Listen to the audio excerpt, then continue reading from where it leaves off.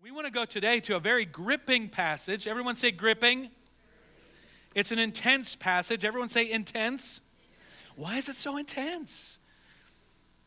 Well, if you even think about your life, and I think about my life, I think about somebody who I loved that passed on into glory. They went on into eternity. And you start thinking about the last conversation you had with them.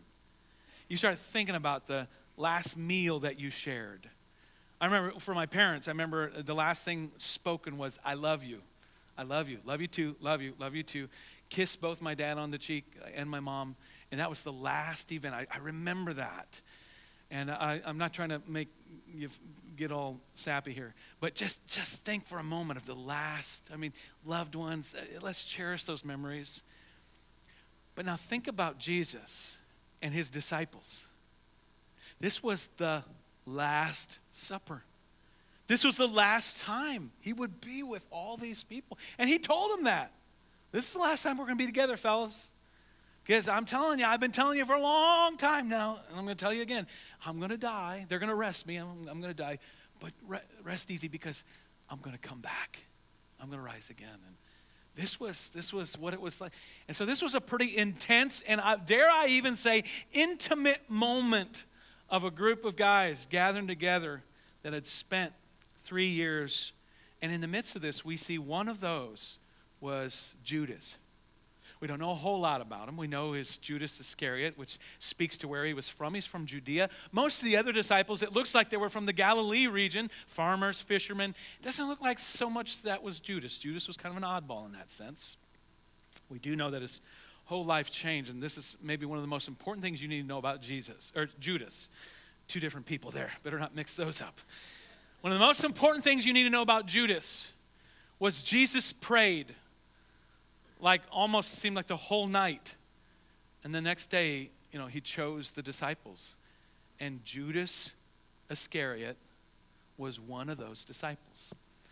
Judas was one of those that Jesus chose. Of all the people that were alive at this time, Jesus handpicked Judas and was with him for 3 years. Imagine being there for everything we've talked about. We've gotten as far as chapter 9, right? We're almost to Luke chapter 9. And think about everything we've talked about. Judas didn't just read about it, he experienced it. And think about all the other things that happened. Jesus' ministry that aren't even written down. And Judas, he saw all of that. In addition, just think about just what life was like doing life with Jesus. If you're sick or you've got an issue, you say, oh, Jesus, I just pray that you'd heal and touch. And God, I got this issue. I got this broken. But imagine being right there. It's just like, I guess, Jesus, I sprained my ankle. Could you? Oh, yes, my brother. And it's healed. Just imagine. I'm sure that noise was made too. It's a healing noise.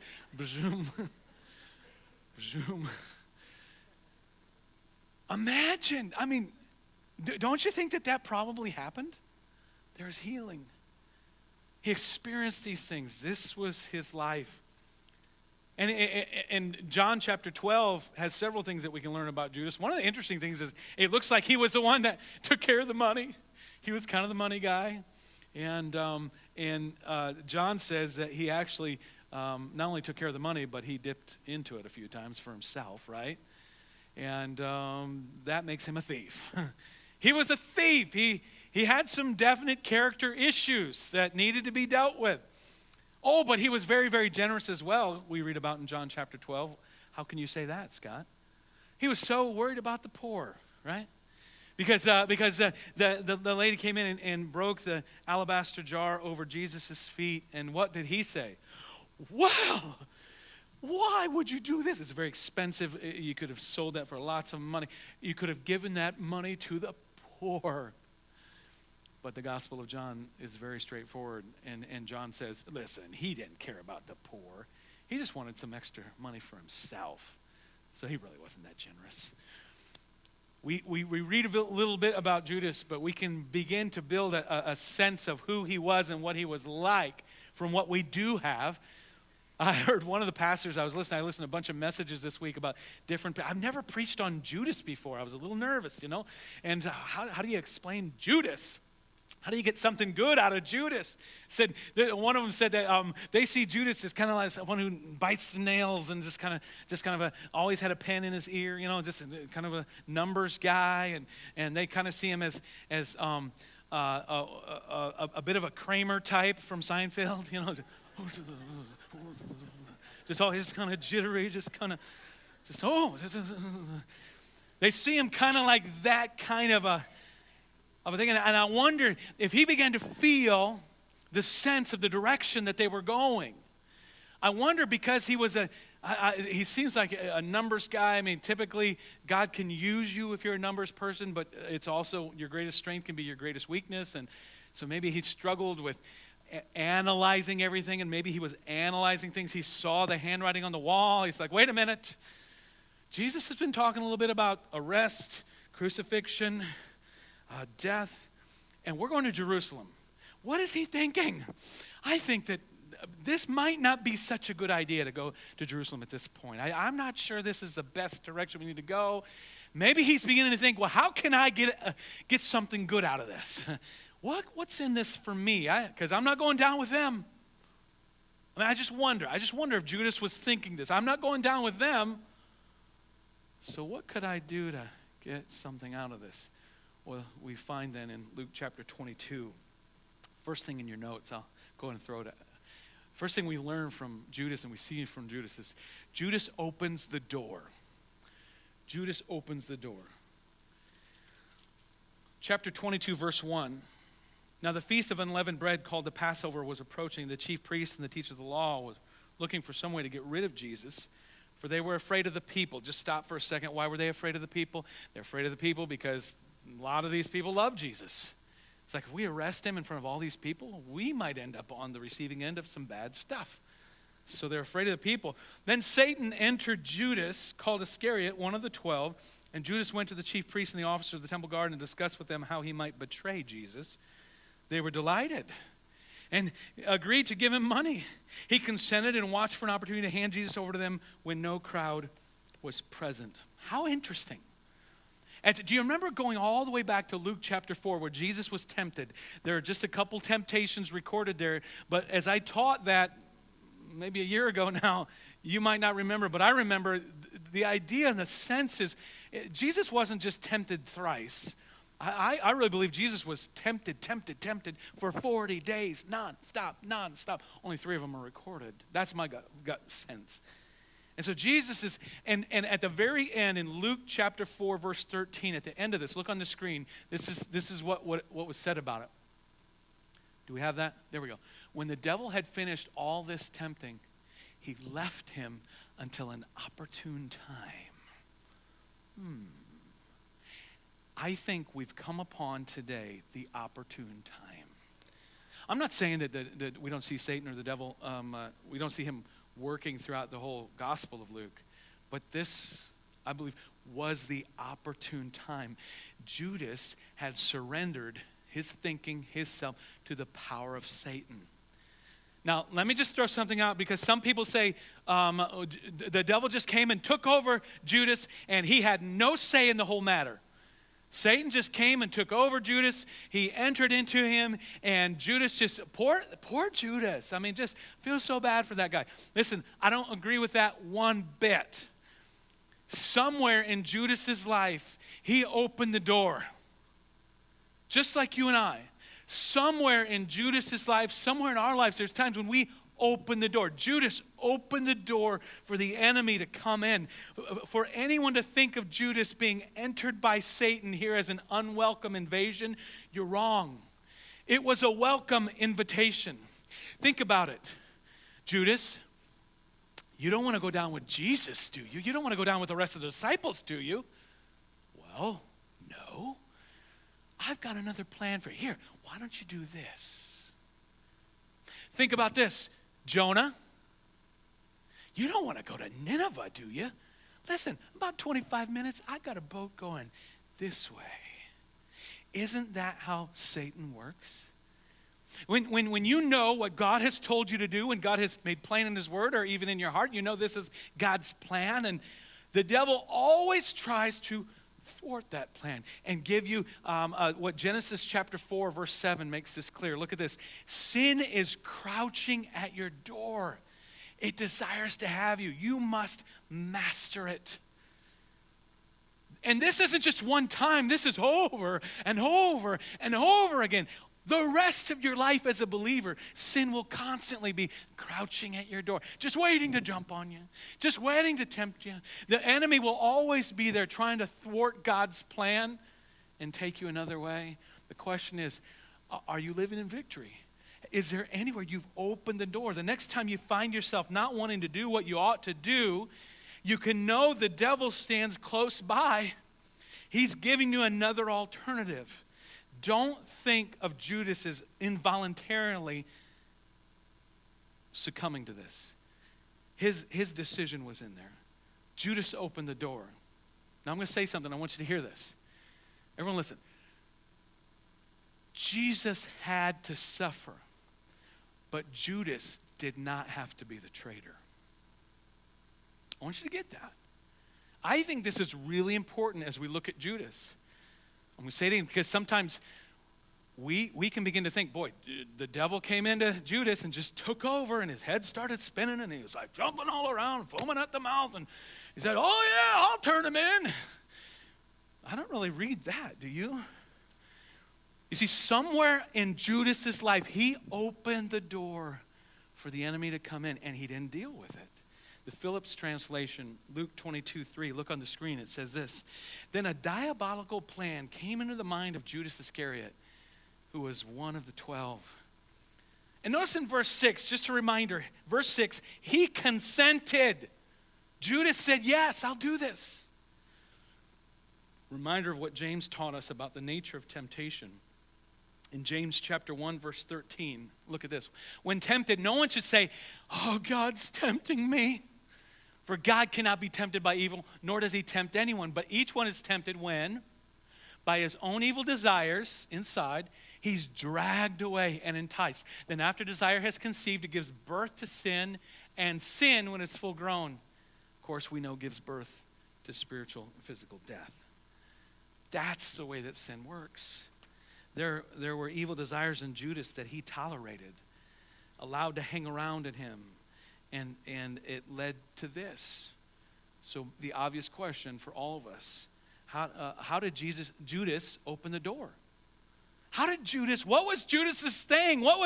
As you look at Judas's life, what was the open door for Satan to come in that eventually Satan just came in and just spoke so much louder than truth in his mind? We can't answer this definitely, but we can sure have an idea. And it comes down to 30 pieces of silver. It comes down to a love of money. Matthew chapter 26, verse 14, look on the screen. Then one of the 12, the one called Judas Iscariot, went to the chief priests and asked, this is Judas, what are you willing to give me if I were to hand him over to you? What would you give me? What would you give me if I were to hand him over to you? He's seeking it out. So they counted out for him 30 silver coins. Reminder, John 12 speaks to Judas's response to the pouring out of oil on Jesus' feet. Look at this. But one of his disciples, Judas Iscariot, who was later to betray him, objected. Why wasn't this perfume sold and money given to the poor? It was worth a year's wages. Isn't that just the religious spirit right there? I mean, that's the religious spirit of every religious person in the world. It's like, well, I can think of much more. I can't believe you did that. Blah, blah, blah, blah, blah. Okay. He did not say this because he cared about the poor, but because he was a thief. As keeper of the money bag, he used to help himself to what was put in. You wonder now, just to begin to think, let's just kind of put some things together. If Judas's big challenge and concern and his big temptation where it seems like maybe he opened the door for Satan to come in and just live and just turn. If the big thing was finances, think about Jesus. Did he have in mind Judas when he said, a man cannot serve both God and mammon or money? as Judas is right there. Think about the Apostle Paul as he's teaching his protege, Timothy. Did the Apostle Paul have in mind, Tim, listen, it's not just money, it's the love of money is the root of all kinds of evil. And just think about that. You cannot see the story of Judas and his love for money without connecting the dots to the open door for the enemy, the devil, to come in. So let me ask you this final question on this point, and here it is. Where have you opened the door? Where have I opened the door? Rebellion? Are any of you living in rebellion against God and against man, against others? What about witchcraft of any kind? I know this is kind of a no-brainer, but let me just throw it out there. Ouija boards, anything to do with the occult, occultic stuff. I even guard myself from watching occultic movies and movies that have occultic television shows. And don't open the door for that. Don't even give the devil just like a little inch. Slam that thing shut. What about lust and perversion? Sexual sin. Oh, it's just a little small. I just dab a little bit in this and dab in this. No, what we're doing is we're opening a door for the enemy to come in and just to take it on. You see, we think it's just a small little thing right now. But then what happens is the enemy comes in and he just comes in like a flood. And we end up doing things that we know we shouldn't be. What about unforgiveness? You see, some of those that I just said, those are kind of no-brainers. But let's get a little bit deeper here to where maybe unforgiveness. Well, they did it to me, Scott. They deserve it. You and I both know when you hold unforgiveness towards someone, you're hurting yourself more than you are them, right? Because unforgiveness, that turns into anger. That turns into hatred. You say, I'm doing pretty good. I don't think let's stop. Is there anyone that you hate? Is there anyone you're struggling to forgive? Let me tell you exactly what that is. The devil, that's an open door for him to step in. Say, but Scott, you don't know what they did. I'm not saying what they did against you was right in any way. What I'm saying is, as far as it goes for you and me, we need to try to live at peace as much as possible with everyone. That's what the book of Romans says. Let me hit just a few more. Any form of pride. Any form of pride at all. Or let's hit one more. Spiritual laziness. Apathy. Like, man, I don't think it's that big of a deal if I do this. Or, man, it's been a long time since I've really dove into the Word. It's been a long time since I spent any time in prayer. It's been a long time since I've been to church. So good to be at church. It's been a long time since I've worshiped with other believers. It's been a long time since I've really been in fellowship with other believers through life group or small group or connected. It's been a long time, just spiritual apathy. Listen, if you can just be spiritually apathetic, that's an open door. Because God has put spiritual things in your life. I'm just shooting a warning shot. I'm just shooting a warning shot because some of you need to hear this. You're spiritually asleep. And it's affecting you. It's affecting your marriage. It's affecting your kids. Wake up. Let's spiritually dive in. Let's spiritually dig in. And let's not open the door for the enemy to come in. One of the most frustrating doors to me that I see in ministry is the door that someone else opened for you. And by that I mean you were abused. You did nothing to deserve that. You were abused as a child. You were abused in whatever way. And that rejection, that hurt, and that pain. I mean, the door was opened in your life by somebody who should have protected you, someone who should have been there for you, someone who should have looked after you. But they made a decision that opened the door for the enemy to come in. And now you're left to deal with some of the pain and the hurt of all that. And I got good news for you, though. I want you to hear something. I've got great news for you. In fact, the Word of God has great news for you. Hear me. Through Christ, you can have complete control of the past, the future. whether you open the door, whether someone else opened the door, let me just tell you, you can have control over that. Acknowledge it. Ask the Lord to heal you. Ask the Lord to show you how this plays out in your life, because it does. And every time you're tempted to go there, every time you're tempted to pull away because you were rejected as a child, because you were abused as a child, because of whatever reason, whatever happened to you, the next time that you feel that start coming on and you start reacting and say, no, sir. Because 2 Corinthians 5:17 says, therefore, if anyone is in Christ, they are a new creation. The old has gone and the new has come. And you stand before the Lord and say, Lord, I need you to heal me. Uproot that brokenness. Uproot that hurt. Uproot all that past. And if you've opened the door for the enemy to come in, you've opened the door somewhere with anything I've listed, or the Holy Spirit would convict you of today, let's slam that door shut. And by the power of Christ, let's not give in to temptation, because 1 Corinthians chapter 10, verse 12, let me remind you, so if you think you're standing firm, be careful that you don't fall. No temptation has seized you except what is common to man, and God is faithful. He will not let you be tempted beyond what you can bear, but when you are tempted, he will also provide a way out so that you can stand up under it.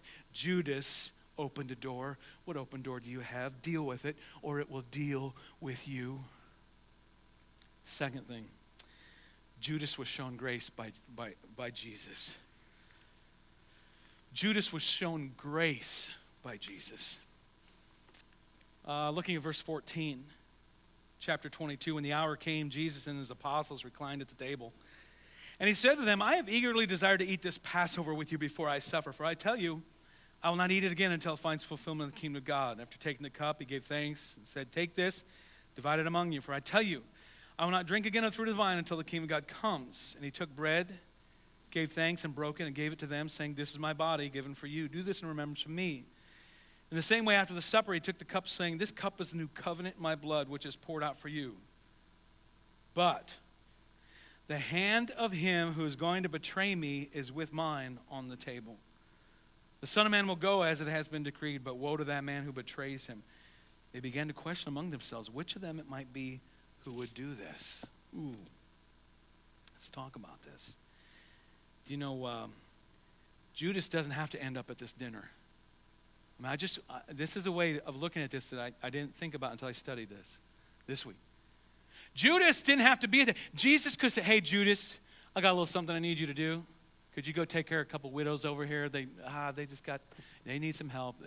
Sinks dripping and plumbing and they just need you to. I mean, Jesus could have had any reason at all for Judas to not be there. But what do we see? Judas was there. Jesus could have easily brought the other disciples in on this. Could have said, hey guys, you notice there's one missing amongst us. Well, let me just tell you what he's doing right now. He's out there cohorting with the enemy. He's gonna turn me in. Isn't that something, fellas? I thought he was a slime bucket ever since I met him. From Judea. I mean, Jesus could have said all kinds of things. But do you notice the grace that Jesus had? Listen, I want you to notice, Jesus showed grace by just, what about you? Before I even finish that thought, someone is gossiping about you. Someone is slandering you. Someone is saying all kinds of mean, ugly things about you, doing things that come against you. Because I would guess that most of you don't have anyone who's trying to kill you. I'm just guessing. That they're not setting a hitman or anything like that to try to kill. I'm just guessing. But someone's come against you, and you're throwing a party, you're throwing a gathering. Would you invite them to that party? Probably not. In fact, a lot of scholars think because the way it's worded, dips in the bread and with mine, they think that Judas may very well have even been sitting next to him. So, would have you invited Judas to the party? Would have you placed him next to you? I mean, I think there could have been a little better, more thought in the seating chart there, Jesus. And then, not only that, what did Jesus say? Jesus loved Judas enough to speak the truth in love.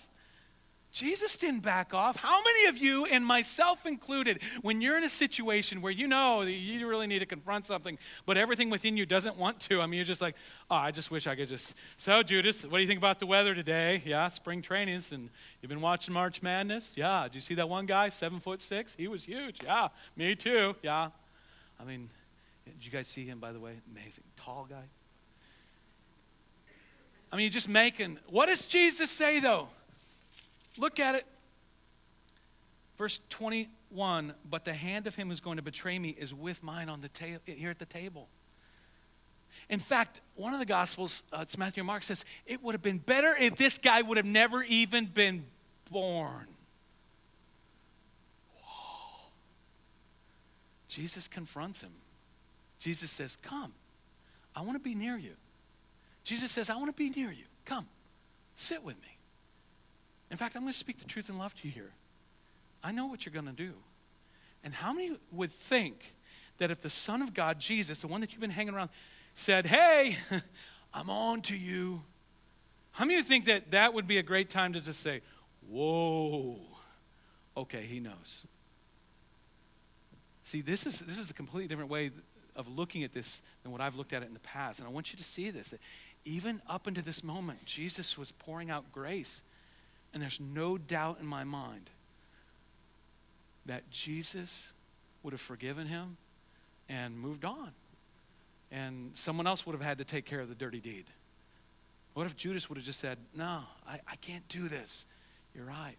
And if Judas thought that he was the one that was really putting all this into action, and he was, let's just remember what Jesus said in John chapter 10, verse 17. The reason my Father loves me is that I lay down my life only to take it up again. No one takes it from me, but I lay it down of my own accord. I have authority to lay it down, authority to take it up again. This command I received from my Father.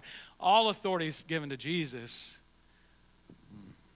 Jesus takes this opportunity to confront Judas, full of grace, full of truth. Jesus chooses to sit next to Judas. He draws him near. Maybe you feel like God's keeping you at a distance. But I wonder if in God's grace, if he isn't sitting right next to you right now. He's like, I know where you're at. Listen, I know what you're doing. I know the sins you're doing. I know that your heart's not here. I understand that. I understand that. And you think that God is far from you. I just wonder if Jesus isn't like, he's just right next to you, just like with Judas. When you know someone's talking behind your back and whatever, the last thing you do would be to get near to them, but not Jesus. In his grace, he's right there. It's like the idea of if you have chosen to disobey God, if you have chosen to walk away from God, walk away from his word, you're walking away. All you've got to do is stop, turn around, he's right there. You're walking away. All you got to do is stop, turn around, he's right there. Because of his grace. I've been hitting judgment. I've been hitting some things pretty hard the past couple weeks, but I want to be very clear today. He is a merciful Savior. He is a loving Savior. His grace for Judas. And if he would pour out grace on the one who would betray him, don't ever think that God won't forgive you. We got to keep going. Maybe one of the things that really stirs me up as I study this is number 3. Judas was close, but not close. Isn't it interesting that you can be close, but not really close? Look at verse 3. I know we've already looked at it. We've read it. And I know you know this fact, but let's just nail it down one more time. Then Satan entered Judas, called Iscariot, who was one of the what? One of the 12. Let's just remind ourselves, in case we forgot it from a minute ago, Judas was a disciple. He was one of the 12. You talk about a church brat. I mean, I think of myself as a church brat. I mean, I've been in church my whole life. Back in the days when you went to church Sunday morning, Sunday night, Wednesday night, never missed. I grew up in church. I've been around church my whole life. Talk about a church brat. How about being with Jesus for 3 years? 3 years ministering with Jesus, seeing things. He was close, but he wasn't close. fascinating to think that you can surround yourself with spiritual things and be so unspiritual. That you can be in the presence of God, but yet not have the presence of God working in you. That you can know about God, but really not know him through his Son, Jesus Christ. We call that simply religious. And it's the bane, it's the enemy of our community and of our area. This community is full of people. And don't think this spirit isn't going to come against you and come against this church. But this community is full of people who know about God, but they have yet to really know God through his Son, Jesus Christ. You see, you can grow up in church. You can be around church. You can even have a Christian family and a Christian community and never know Christ. You can minister and live with him off and on for 3 years. Be close to him and never really be close to him. Judas is really close to what's happening. He's really in it, but nothing is working inside of him. How does it work to be close but not close? I wonder if Judas was never all in on what Jesus was doing in the first place. Can we go there for a second? Just think about that. What if Judas was like, oh, this is cool. Hey, guys, what do you think about that whole casting demons into pigs? Woo! That would have been some good bacon, though, but we're not supposed to eat that. Hey, guys, did you see that healing? That woman, she had that issue of blood for a long time, and woo, that was great. How about that meal? Do you guys remember that time? 5,000 plus people, and it was like as I was passing it out, it was being multiplied. Woo! That was wonderful. Do you know, you see all these people are coming, and we're one of the 12. Guys, do you get this? I just can't believe that I'm part of it. Oh, fellas, listen. I'm going to be arrested. I'm going to die. I'm going to be crucified. But don't worry, I'm going to rise again. What? What did he just say? Did you hear what he said? Fellas, listen. If you really want to be a disciple, here's what it comes down to. You got to deny yourself, your own desires, your own stuff. Take up your cross daily and follow me. Check, please. I'm not sure about all this stuff here. I just wonder at some point, was Judas really excited about all the miracles and all this stuff? It's like, and he even continued to go along with all of it. But at some point, was it like, that whole dying to self thing? Man, I'm struggling with that. He stuck around. And he stuck around. You know you're close, but not close when you're a watcher, not a worshiper. When as you're getting close, instead of saying, okay, yeah, I see what the word is saying there. I understand the preaching and the teaching of the word. We discuss it in my life group. We hear the preacher preach it on Sunday mornings. I see that. But instead of lining yourself up with it, you just go on the way you were. That's how you know you're close, but you're really not close. You like the idea of being spiritual. You like the idea of hanging around God, but when it comes to what is actually happening in your heart, there's a lot of work of God around you, but none in you. You're close, but you're not close. And I cry out with everything within me today. Please hear me. Don't give it another moment. Give your life to Christ today. Don't be one of these who's just close, but not close. Sell out. Die to yourself. Die to yourself. This is what Christ's call is to us. Die to yourself. Die to your own desires and give your life completely over to the leadership and the lordship of Jesus Christ. Let's not have any church brats in this church. Verse 4, and the final thing. We see Judas's remorse and the effect of our sin on others. Listen, I'm not trying to drag up any wounds on anyone here, but I think we need to talk about this. In fact, let's start in Luke chapter 22, verse 47. While he was still speaking, this is verse 47. You got your Bibles open still? A crowd came up, and the man who was called Judas, one of the 12, was leading them. He approached Jesus to kiss him. Jesus asked him, Judas, you betraying the Son of Man with a kiss? When Jesus' followers saw what was going to happen, they said, Lord, shall we strike with our swords? And one of them, later on we find out in the other Gospels, it was Peter, struck the servant of the high priest, cutting off his right ear. But Jesus answered, no more of this. He touched the man's ear and healed him. And then Jesus said to the chief priest, the officer of the temple guard, and the elders who had come for him, am I leading a rebellion that you've come with swords and clubs? Every day I was with you in the temple courts, and you didn't lay a hand on me. But this is your hour when darkness reigns. Nice. Matthew chapter 27 continues.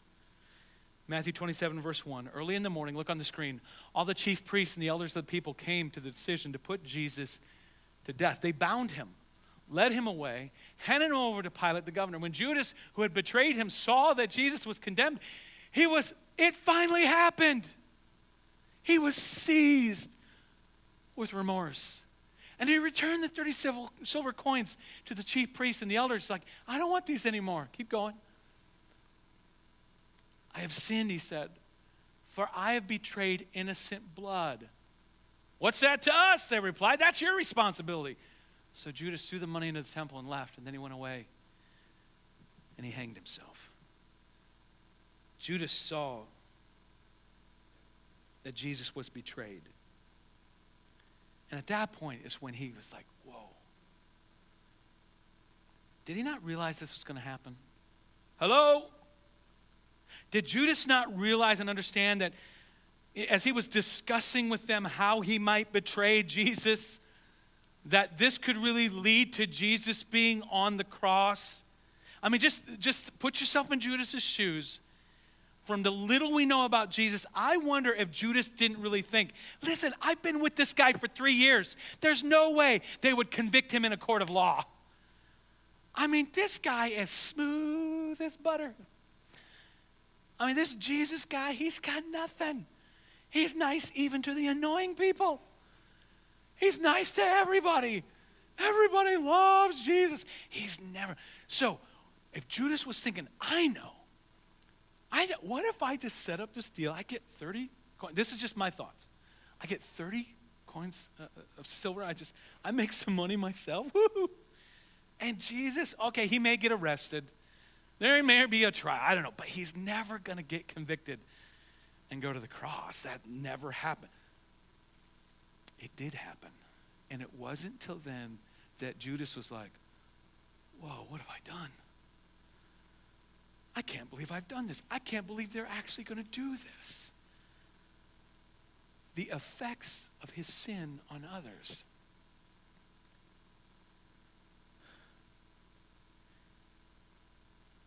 Just think about that. He took the coins wanting to make good and threw them back to the people. And they're like, we don't want that. That's like blood money. In fact, it says then that they took and they bought a field for all the foreigners in the area. When they died, they would bury people in that field that was purchased with those 30 coins. I'll say more about that in a second. But let me just ask you, our sin affects others. Who is your sin affecting right now? Let's just confront it. Your apathetic spiritual apathy, who's it affecting right now? Your sin of sexual sin, any of the 10 commandments you're bringing. Are you lying? Are you cheating? Are you stealing? I mean, all these things. Our sin affects our church because we're a body. When one of us sins, it affects us all. We got to understand that. Our sin affects our friends. One of my closest friends for years is my accountability partner, for goodness sakes. I mean, literally, back in the days when email just came out, he and I would email each other regularly and say, okay, how'd you do this week? You know, did you pray? Did you get in the Word? Did you spend time with the Lord? And only to find out that he's been caught up with pornography his whole life, and it just ended up bad. Losing his marriage, family, the whole thing, and it was a mess. But I can tell you that even to this day, it's still a struggle because that sin it's not that I haven't forgiven him, because I have. Jesus is forgiven, I've forgiven him. But it still affects our friendship. Our sin affects our marriages. It affects our kids. Judas, for whatever reason, didn't get it. I'm not sure what he was thinking, or maybe that was the issue. He wasn't thinking, because if the devil can get us to see how enticing and wonderful that one moment will be, that one time of giving in, that one thing, oh, this is going to be great. And then after that moment, we've sinned, we've done. Oh, God, that every time I'm tempted, that I wouldn't just see the juiciness of that sin before me, but I would see the consequences that are coming about because of that, and it would stop me from that. We covet, we lie, we cheat, we steal, with no thought on how this will influence and impact others. I'm talking even small things or big things. I've told you the story before, but it's such a good story. I'm almost done, I promise. We're going to pray in a second, I promise. We'll be done. But I remember one time, it was a civil defense thing. Long story short, it was back in the 80s. Miller's Garage here in Middlebury. I don't know if they still have, but they used to have a junkyard behind it. And there was a 1978, 79, 80 Chevy Impala that was just like our family car. And we had a cigarette ashtray. Some of you don't even know what that is, but yeah, in our car. And it was broken in our car. And we were there for this. My dad was a part of the Civil Defense Department, and they were doing some like Jaws of Life, showing this is how it works and blah, blah, blah, all this kind of stuff. And I said, Dad, over there's a car just like ours. And I knew as a little kid, I don't know why this bothered me, or it was something I even thought about, but I knew that our ashtray had broken on one of the things. So I was like, our whole life. I mean, what did we put in there? My mom didn't smoke. My dad didn't smoke. I didn't smoke. I don't think any of did you smoke? No, okay. My sister Shane's sitting over. I don't think any of us smoked as far as I know.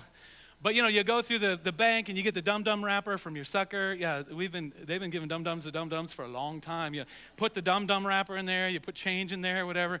And it was just kind of hanging there. I said, Dad, there's a car just like ours. Let's go see if they have an ashtray. And he's like, oh, okay. So we went and I said, Dad, there it is. Pulled it out. I mean, it was brand spanking new ashtray. I mean, what more could you ask for as a little kid? I was so excited. And I said, Dad, let me do it. So I went and I'm just like elementary school. And I put it in there. It fit perfectly. And Dad's like, this is great. Okay, yeah.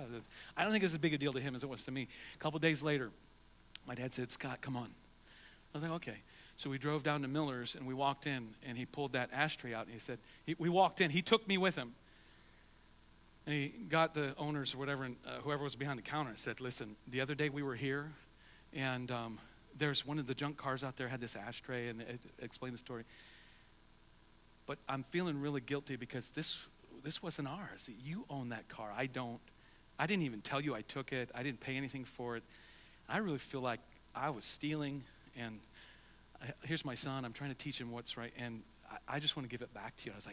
I was thinking, Dad, at least give him $10 for it or something. We need an ashtray, Dad. And I think at that, I understand now as a dad, at that point, he didn't want anything to do with that ashtray. He was like, and I don't think there was any more conversation. We just turned around and we walked out. And it's something I've never forgot because my dad was teaching me a lesson that even in the small things, some of you think, that's just such a small little sin. I'm telling you, though, that small little sin is going to grow, and it's going to affect other people, not just yourself, but other people. You think I would never be at the point of betraying the Son of God. Hey, but by the grace of God, we all would. I mean, you look at Judas, and we pick on him and say, Judas, you're a horrible person, not like myself. And the thing is, we can see ourselves as we study the life of Judas. We can see how, but by the grace of God, do I go. We covet, we lie, we cheat, we steal with no thought on how this will influence and impact others.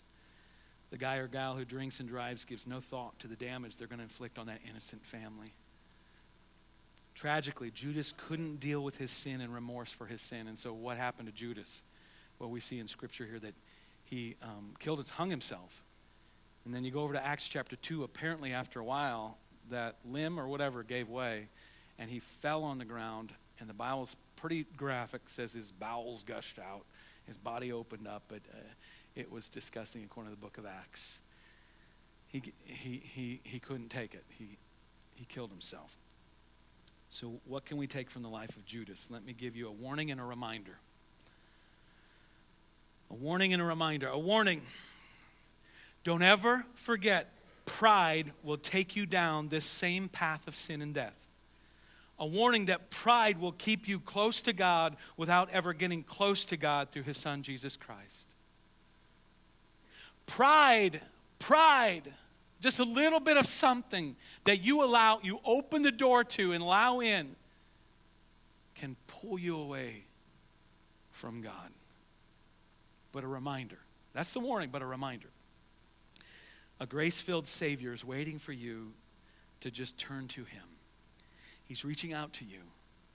He's not sitting, as Bette Midler sang in the 1980s. God is watching us. God is watching us. God is watching us from a distance. Sorry, Bette. Not true. Because God, through Jesus Christ, Emmanuel, is God with us. He's not watching us from a distance. He's with us. He's there. Just turn. He's right there. Reminder. In his grace, he loves you. He's drawing you to him. The question is, will you respond? Even the one that was to betray him with a kiss, he was drawing close to. How are you going to respond? Would you stand with me? Close your eyes. Worship team, would you come?